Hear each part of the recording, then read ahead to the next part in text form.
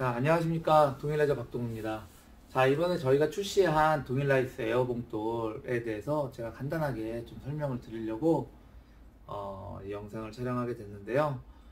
우선 저희 라이스 에어봉돌은요, 무엇을 달거나 빼지 않고 굉장히 신속하게 찌맞춤을 할 수 있다는 장점이 있고요. 굉장히 미세한 조절이 가능해요. 그리고 낚시를 해가면서 조금씩 그때그때 현장에 따라서 무겁다 가볍다를 요 나사를 돌리면서 조절을 할 수 있도록 되어져 있습니다. 자, 그러면 이 봉돌을 사야 되는데요. 봉돌이 호수가 굉장히 많잖아요. 그래서 이 봉돌을 처음 구매하시는 분들이 어떤 호수의 봉돌을 구매하시면 되는지 제가 그 설명을 드리려고 합니다. 자, 이 찌는요, 저희 동일 한지찌고요. 아시는 분들은 아시겠지만 굉장히 인기 있는 전천후 찌입니다. 자, 이 찌는 지금 위에 바코 전자케미가 달려있는데요. 아무것도 없는 상태에서는 부력이 4.5g이 나옵니다. 그런데 이 바코 전자케미는 0.4g 정도쯤의 무게를 가지고 있어요. 그러니까 4.5g에서 0.4g 빼면 4.1g 정도쯤 되죠. 자, 그리고 여러분들이 채비를 체결하실 때 이렇게 핀도레라든지 찌 끼우는 고무, 그리고 낚시 원줄 이런 정도쯤 되어야면 0.2g 정도, 0.2g에서 0.3g 정도 또 무게를 상쇄합니다.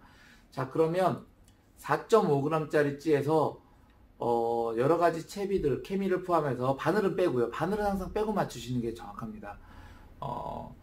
예를 들어 0.7g이 빠져나간다라고 생각하면 3.7g 정도쯤의 순부력을 가지게 되는데요. 이럴 때는 4.0에서 3.5까지 조절되는 이 에어봉돌을 구매하시면 됩니다. 자, 그러면 이 상태에서 핀도레가 있다라는 무게 가정하에 제가 담궈 보면은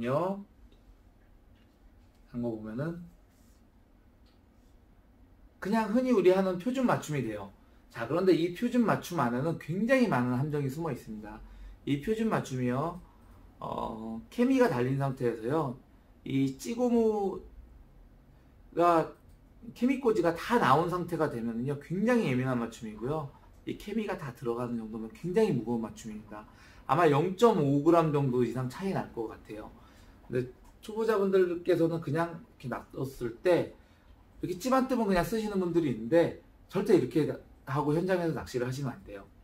자, 우선 봉돌을 구매할 때는 그냥 이렇게 표준 맞춤이 되는 봉돌을 구매하시면 되는데요. 이거는 4.0짜리입니다. 4.5g짜리 찌에 케미하고 여러가지 채비 소품들 다니까 4.0g이면 맞아요. 자, 그러면 여기에서 이 나사를 돌려줘서 이제 부력을 키우는 겁니다. 보시면, 아이고 빠졌네. 제가 좀 잘 보이도록 하겠습니다. 자, 이 상태에서 요 가운데 요 부분만 잡고 돌려줘도 이게 돌아갈 수 있도록 돼 있어요. 이 가운데 나사가 잡고 돌리는 것만 돌림으로써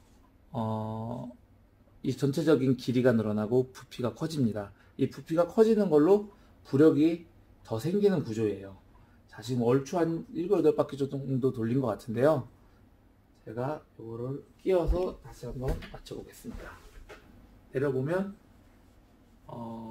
굉장히 찌 내려가는 게 스무스하죠. 지금 스무스하고 한마디, 반마디 정도쯤 딱 나와 있는데요. 사실 정말 예민하게 맞춤을 하려면요, 줄이랑 뭐랑 다 달린 상태에서 그 비슷한 수심대에서 했었을 때 이렇게 한마디 정도 나오게 하고, 실제 낚시할 때는 찌 스톱을 조금 수심을 올려가지고 한 2마디 정도쯤 내놓고 낚시하면 제일 예민한 거예요. 자, 실제로 제가 다시 조금 한 바퀴 정도만 감아 볼게요. 한 바퀴 정도만 감으면 자, 이제 케미가 완전히 나와 있는 이런 맞춤이 됩니다. 자, 그런데 수조통에서 맞추는 거하고 현장에서 맞추는 거하고 조금 달라요. 예를 들어서 지금 이 정도쯤 되어 있다고 하면요, 현장 가서 하면 이거보단 조금 더 무거운 맞춤이 됩니다. 그래서 여러분들이 조금 편안하게 여기서 맞춤을 하겠다고 하시면 아까 정도 한 마디 정도쯤, 한 바퀴 정도쯤 다시 돌려볼까요? 2바퀴 돌렸을 때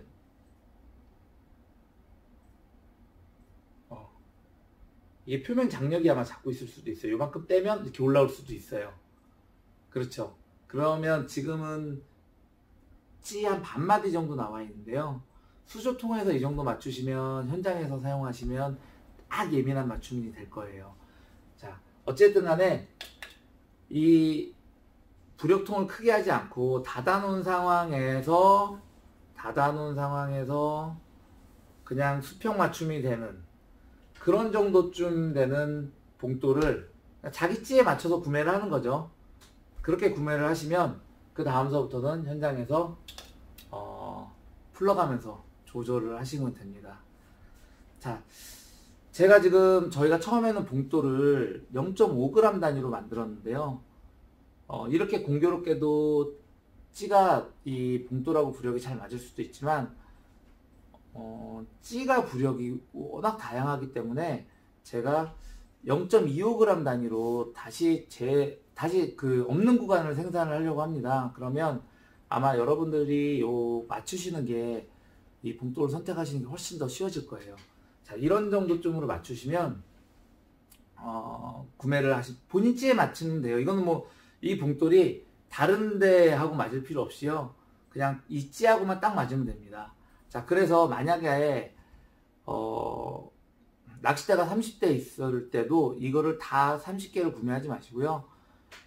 평소에 10대 정도 대편성을 한다 그러면 한 12개 정도만 요렇게 딱 맞춰 놓으시면 돼요.